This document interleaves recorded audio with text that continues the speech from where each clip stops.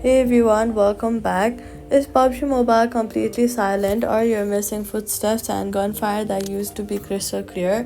Here's the fix. First, check the physical mute switch on the side of your phone and make sure that it isn't flipped to silent.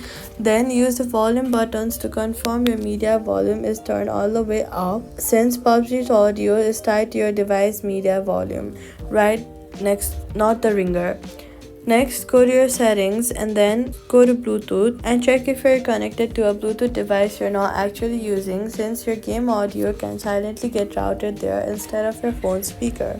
Tap the little letter I next to your any Bluetooth and then tap disconnect if needed. Force close the PUBG mobile app and relaunch if sound's still missing. Then go to your settings again. Next, scroll down, tap on focus and confirm that do not disturb is not silencing focus sounds. Finally, restart your phone completely to clear any deeper audio stress and conflict, and that's it.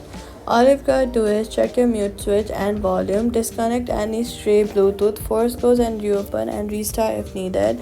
Footsteps and gunfire come through clearly, and that's it. Subscribe.